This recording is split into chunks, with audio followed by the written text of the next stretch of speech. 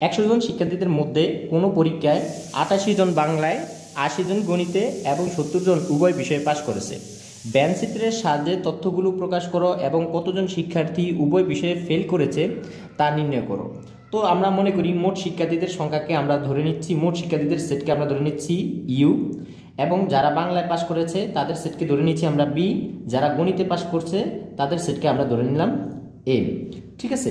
তো আবার যারা উভয় বিষয়ে পাশ করেছে, তাহলে দেখো উভয় বিষয়ে পাশ মানে কি, বাংলায় পাশ ইংরেজিতে পাশ, তাদের সেটকে আমরা ধরে নিতে পারি বি সেট এ। আচ্ছা, এখন যদি আমরা এটাকে ব্যানচিত্রে প্রকাশ করি, মোট শিক্ষার্থীদের সংখ্যা আমাদের চলে আসবে সার্বিক সেটে, দেন এটা হচ্ছে মোট শিক্ষার্থীদের সংখ্যা, এখানে হচ্ছে 100 জন।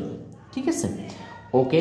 অ্যান্ড দেন এর ভিতরে উভয় বিষয়ে পাস করেছে 70 জন। তাহলে আমরা যদি এটা উভয় বিষয়ে পাস রাখতে চাই, এটা যদি বাংলাদেশ সেট যারা পাস করেছে আর এটা যদি গণিতে পাস করাদের সেট হয়, তাহলে উভয় বিষয়ে পাস করেছে 70 জন। তার মানে বাংলা এবং ইংরেজির কমন পোর্শন হচ্ছে এতটুকু। ঠিক আছে, তাহলে এখন দেখো সর্বদা এই কমন অংশটুকু থাকলে আগে কমন অংশটুকু ফিল আপ করবা, তাহলে এটা ইজি হয়ে যাবে। তাহলে এখন দেখো শুধু বাংলায় পাস করেছে এমন শিক্ষার্থীদের সংখ্যা কতজন আছে। দেখো বাংলায় পাস করেছে 88 জন, হ্যাঁ, তার ভিতরে বাংলা আর ইংরেজিতে পাস করছে 70 জন। তাহলে 70 জন যদি চলে যায় এখান থেকে, তার মানে শুধু বাংলায় পাস করেছে কতজন, তাহলে 88 জন থেকে যদি আমরা 70 জন বাদ দিই তাহলে কতজন, এটা কিন্তু 18 জন হয়ে যাবে।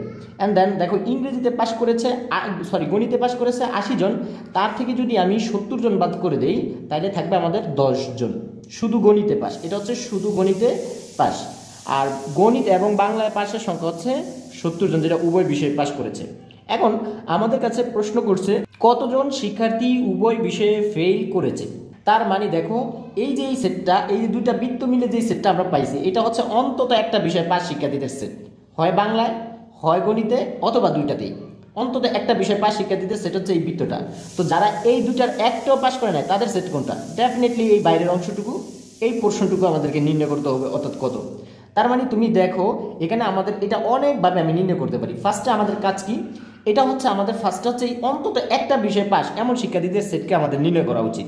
তো অন্তত যদি একটা বিষয়ে পাস করা শিক্ষার্থীদের সেট আমরা জানি, তার মানে এই দুইটা বৃত্তের সেটটা আমরা জেনে যাব, দেন সেটাকে যদি আমি সার্বিক সেট থেকে বাদ দিয়ে দিই তাহলেই তো আমাদের এই খালি পোর্শনটুকু রয়ে যাবে যে কতটুকু অংশ আছে। ওকে, তো এই যে আমাদের অন্তত একটা বিষয় পাস এমন শিক্ষার্থীদের সেট আমি অনেকভাবে নির্ণয় করতে পারি। দেখো এখানে যদি আমি নিশ্চিত সেট দিয়ে ভাবি তাহলে আমি পাচ্ছি এই যে শুধু বাংলার পাশে একটা সেট, শুধু উভয় বিষয় পাস এদের একটা সেট, আবার শুধু গণিতের পাস এদের একটা সেট। এই তিনটা সেটকে যদি আমি যোগ করে দেই তখন পাবো অন্তত একটা বিষয় পাস এমন শিক্ষার্থীদের সেট। আচ্ছা, এটাকে আরও অন্যভাবেও নির্ণয় করা যায়, সেটা হলো তুমি যদি দেখো এখানে শুধু গণিতেরটা যদি বের করো আর তার সাথে যদি বাংলায় পাস শিক্ষার্থীদের সংখ্যা যোগ করে দাও, শুধু গণিতে তার সাথে যদি বাংলায় পাস শিক্ষার্থীদের সংখ্যা যোগ করো, তাও কিন্তু তুমি অন্তত একটা বিষয়ে পাস শিক্ষার্থীদের সংখ্যা জানতে পারছো। অথবা তার উল্টোটা, তুমি যদি গণিতে পাস শিক্ষার্থীদের সংখ্যার সাথে গণিতে পাস, শুধু বলি নেই কিন্তু গণিতে পাস শিক্ষার্থীদের সাথে যদি শুধু বাংলায় পাস এই শিক্ষার্থীদেরকে যোগ করো, তাও অন্তত একটা বিষয় পাস শিক্ষার্থীদের সংখ্যা বের করতে পারবা। অথবা এটার একটা সূত্র আছে, সূত্রের সাহায্যে তুমি বের করতে পারো। সেটা হচ্ছে কি এরকম যে দেখো এখান থেকে আমরা সূত্রটা বলতে পারবো, নাম্বার অফ বি সংযোগ এন, অন্তত একটা বিষয় পাস শিক্ষার্থীদের সংখ্যা হবে সমান নাম্বার অফ বি যোগ নাম্বার অফ এম। একটু খেয়াল করো তো, যখন তুমি নাম্বার অফ বি নিছো তার মানে এই পুরো অংশটুকু নিয়ে নিছো, ঠিক আছে, এইটা নাম্বার অফ বি। আর যখন নাম্বার অফ এম নিছো অর্থাৎ গণিতে ফার্স্টদের সংখ্যা, তাহলে এই অংশটা নিছো। এখন দেখো বাংলার ভিতরে এই কমন অংশটুকু একবার আসছে, আবার গণিত যখন নিছো তখন একবার আসছে, তার মানে কমন অংশটা চলে আসছে কয়বার, দুইবার। তার মানে তুমি একবার বাদ দিয়ে দিতে পারো number of B set M. ঠিক আছে, এই সূত্রের মাধ্যমে অন্তত একটা বিষয় পাস শিক্ষার্থীদের সংখ্যা আমরা বের করে নিতে পারি। আর এটা বের করলে সেটাকেই আমরা সার্বিক সেট থেকে এটা বের করার পরে সার্বিক সেট থেকে এটাকে বাদ দিলে অবশ্যই উভয় বিষয়ে ফেল অর্থাৎ একটা বিষয়ে পাস নয় এমন শিক্ষার্থীদের সংখ্যা আমরা জেনে যাব। তো আসো আমরা সেটা সলভ করি। তো যেহেতু আমরা ধরে নিই সেটা, তাহলে নাম্বার অফ বি পাচ্ছি কত, নাম্বার অফ বি হচ্ছে 88 জন, ঠিক আছে। দেন নাম্বার অফ এম পাচ্ছি আমরা 80 জন, ঠিক আছে। তারপরে নাম্বার অফ ইউ, এটা সংখ্যা হচ্ছে আমাদের 100 জন। দেন উভয় বিষয়ে pass number of B set M, এটা সংখ্যা হচ্ছে আমাদের 70 জন, ঠিক আছে। তো অন্তত একটি বিষয় পাস, তো আমি ফার্স্টে এটা সাহায্যে দেখাই, ওইটাও দেখাবো। অন্তত একটি বিষয় পাস, অন্তত অন্তত অন্তত একটা বিষয় বা কমপক্ষে একটা বিষয়ে পাস এমন শিক্ষার্থীদের সেট, এমন শিক্ষার্থীদের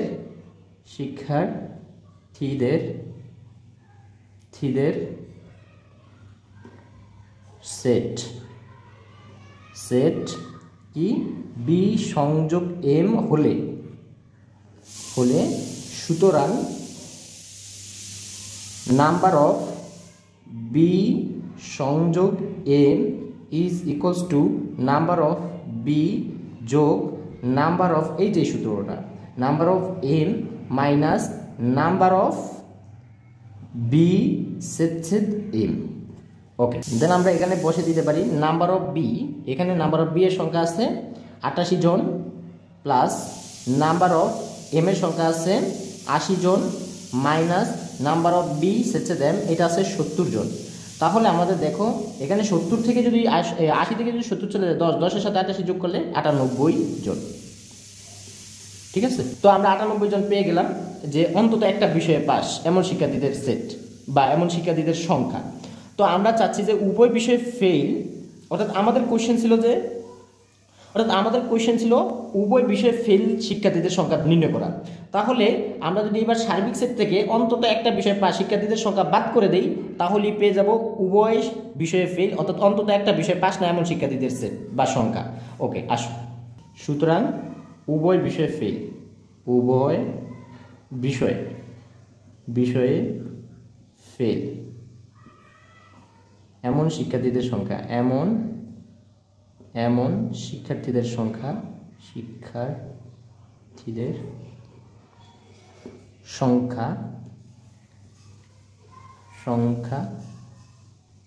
এটা আমরা পূরক সেটের মাধ্যমে নির্ণয় করতে পারি, অথবা সরাসরি বাদ দিয়ে দিতে পারি।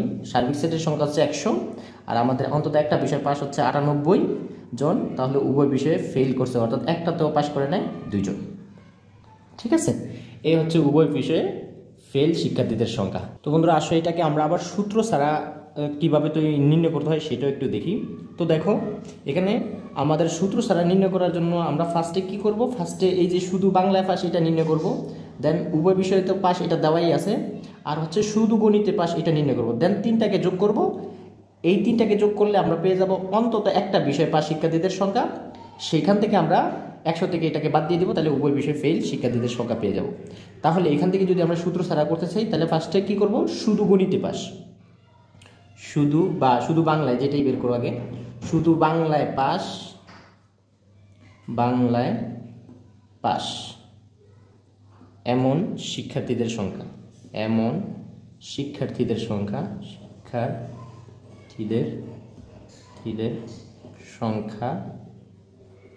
হবে কত?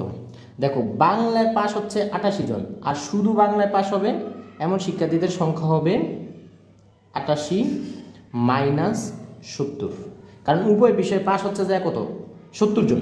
তাহলে শুধু বাংলায় পাস থাকবে কতজন, 88 মাইনাস 70 সমান হচ্ছে 18 জন। ঠিক আছে, এবং শুধু গণিতে পাস, যেহেতু এটা গিভেন তাহলে এটা বের করে নিই, শুধু গণিতে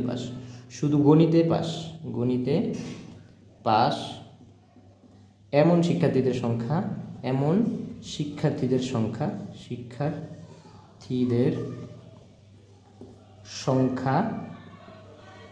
হচ্ছে কত, তাহলে গণিতে পাস হচ্ছে মোট 80 জন, আর উভয় বিষয়ে পাস হচ্ছে 70 জন, তাহলে শুধু গণিতে পাস হবে 10 জন। ঠিক আছে, ওকে। তো এখন আমরা অন্তত একটা বিষয় পাস এমন, আর উভয় বিষয় পাশেরটা কিন্তু দেওয়া আছে 70 জন, তাহলে এই তিনটা সেটকে আমরা যোগ করে দেব। তাহলে সুতরাং কমপক্ষে একটা বিষয় পাস, বা অন্তত একটা বিষয় পাস, একটা বিষয়ে পাস এমন শিক্ষার্থীদের সংখ্যা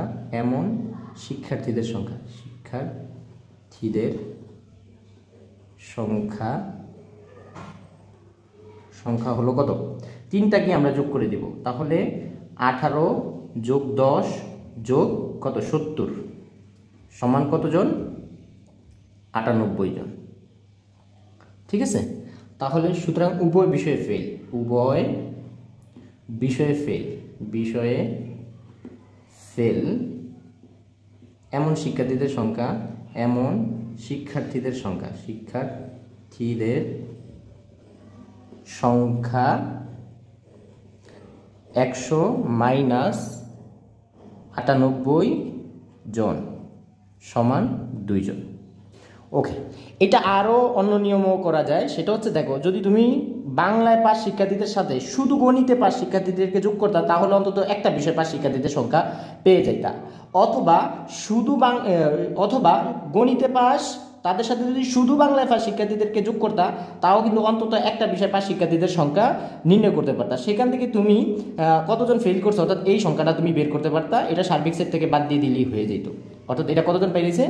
2 জন।